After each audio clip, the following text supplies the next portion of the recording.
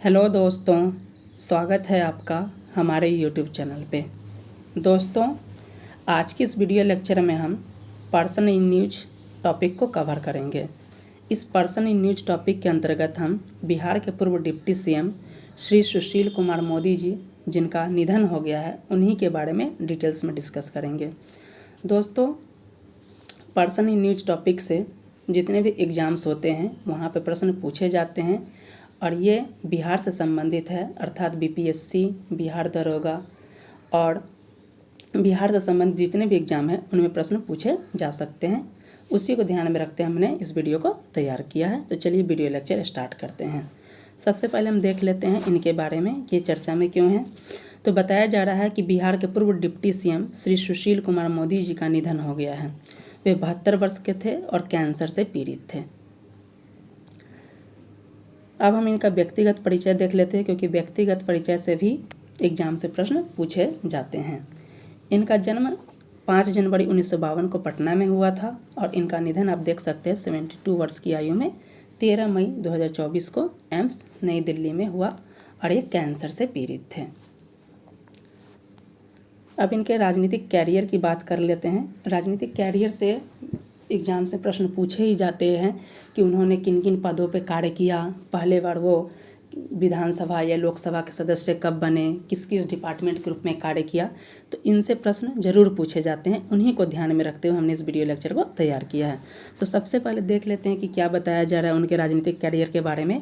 तो ये बताया जा रहा है कि श्री सुशील कुमार मोदी जी का 3 दशक लंबा राजनीतिक कैरियर रहा है। इस दौरान वे विधायक, एमएलसी, लोकसभा सांसद और राज्यसभा के सांसद भी रहे हैं। अर्थात वो विधायक, एमएलसी अर्थात विधान परिषद के सदस्य, लोकसभा सांसद और राज्यसभा के सांसद भी रहे हैं। यहाँ पे सबसे इम्पॉर्टेंट पॉइंट हो जाता है कि पहली बार बताया जा रहा है कि पहली बार 1990 में उन्हें बिहार विधानसभा के लिए विधायक चुना गया था। तो आपसे पूछा जा सकता है कि पहली बार वो विधानसभा के लिए कब चुने गए थे। तो 1990 में चुने गए। तो इस पॉइंट को आप याद रखिएगा, ये VVI पॉइंट हो जाता है जो एग्जाम के दृष्टिकोण से इम्पॉर्टेंट हो जाता है कि वर्ष 1990 में पहली बार वो बिहार विधानसभा के विधायक चुने गए थे। इसके बाद वो 1995 में भी चुने गए और 2000 में भी चुने गए। अर्थात वे 3 बार बिहार विधानसभा के सदस्य चुने गए। पहली बार 1990 में, दूसरी बार 1995 में और तीसरी बार वो कब चुने गए थे तो वर्ष 2000 में चुने गए थे। इस तीनों पॉइंट को आप याद रखिएगा। वही बताया जा रहा है कि वह लगातार 3 बार विधायक रहे। वर्ष 1990 में पहली बार थे, दूसरी बार 1995 में चुने गए और तीसरी बार वर्ष 2000 में चुने गए हैं। यहाँ से अगला पॉइंट पे हम चलते हैं। यहाँ पे सबसे इम्पॉर्टेंट पॉइंट है उनके राजनीतिक क्षेत्र, यानी किस क्षेत्र से वे अपना राजनीतिक में कदम रखे थे, इसके बारे में भी एग्जाम से प्रश्न पूछे जाते हैं। तो यहाँ पे इम्पॉर्टेंट पॉइंट है कि उनका जो राजनीति का क्षेत्र था वो पटना केंद्रीय विधानसभा था, जिसे वर्तमान में कुम्हरार विधानसभा निर्वाचन क्षेत्र के नाम से भी जाना जाता है। तो आपसे पूछा जा सकता है कि श्री सुशील कुमार मोदी जी का राजनीतिक क्षेत्र कौन सा था। तो पटना केंद्रीय विधानसभा था। चलते हैं नेक्स्ट पॉइंट की तरफ। इसमें बताया जा रहा है कि सुशील कुमार मोदी जी वर्ष 1996 से 2000 तक बिहार विधानसभा में विपक्ष के नेता के रूप में भी कार्य किए। तो इस पॉइंट को आप याद रखिएगा कि बिहार में विधानसभा में विपक्ष के नेता के रूप में उन्होंने कब से काम किया तो वर्ष 1996 में वर्ष 2004 तक, यानी 1996 से 2004 तक वे बिहार विधानसभा में विपक्ष के नेता के रूप में भी वे सक्रिय रहे हैं। नेक्स्ट देख लेते हैं कि वर्ष 2005 में वो लोकसभा के सदस्य भी बने और इसके बाद वे इससे सदस्यता त्याग देते हैं और बिहार विधानसभा के परिषद के सदस्य बनते हैं और उसी रूप में बिहार के डिप्टी सीएम भी बनते हैं। इस पॉइंट को याद रखिएगा कि बिहार विधानसभा के सदस्य बनते हैं 1990 में पहली बार, और जो बिहार विधान परिषद की बात किया जाए तो ये 2005 में होता है। इस पॉइंट को याद रखिएगा। विधानसभा अलग चीज़ है और विधान परिषद अलग है। तो विधानसभा के कंटेक्स्ट में पूछा जाए तो वर्ष 1990 हो जाएगा और विधान परिषद के सदस्य के रूप में पूछा जाए तो वर्ष 2005 में होता है।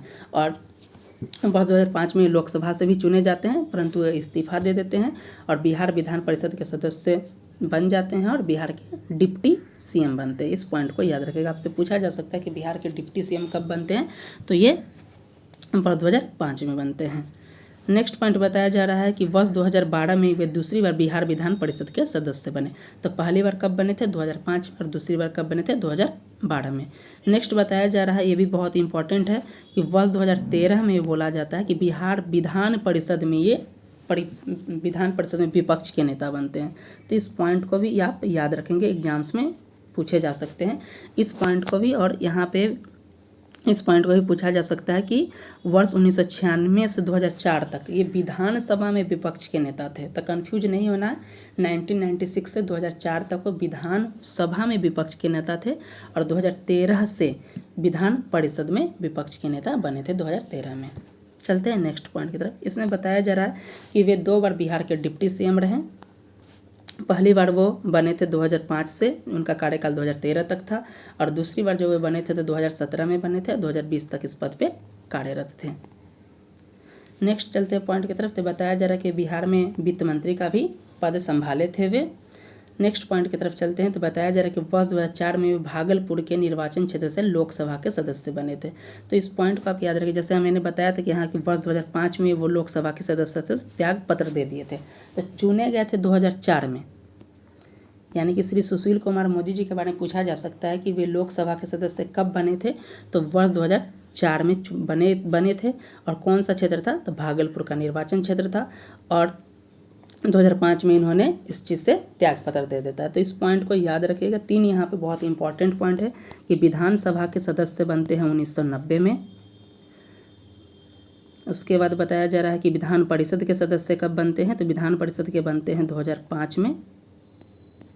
और लोकसभा का पूछा जाए कि लोकसभा के सदस्य कब बनते हैं? तो 2004 में। और इस क्षेत्र का निर्वाचन क्षेत्र भी, उनका राजनीतिक क्षेत्र भी याद रखना है कि जो पहले बार जो बने थे विधानसभा के तो वो पटना से चुने गए थे, और जो लोकसभा के लिए जो चुने गए थे उनका क्षेत्र था भागलपुर। तो इस पॉइंट को याद रखिएगा, एग्जाम्स में पूछे जा सकते हैं। अब देख लेते हैं कि बिहार सरकार या भारत सरकार में उन्होंने किस किस पोस्ट पे कार्य किया है। तो बताया जा रहा है कि वर्ष 2000 में वो संसदीय कार्य मंत्री के रूप में कार्य किया था। वर्ष 2005 से 2013 तक वे भारत सरकार में उप विभागीय वित्त मंत्री के पद पे चुने गए थे, और 2013 तक इसी पद पे रहे थे। और तीसरा बताया जा रहा है कि देश भर के वित्त मंत्रालय के प्राधिकृत समिति होते हैं उसके भी प्रमुख बनाए गए थे। तो ये 3 पोस्ट पे वे कार्य किए थे। नेक्स्ट देख लेते हैं कि पार्टी में उनका क्या दायित्व था। तो इसमें बताया जा रहा है कि 1995 में वो भाजपा विधानमंडल दल के मुख्य व्हिप अर्थात सचेतक निर्वाचित किए गए थे। 1995 में भारतीय जनता पार्टी के राष्ट्रीय मंत्री मनोनीत किए गए थे।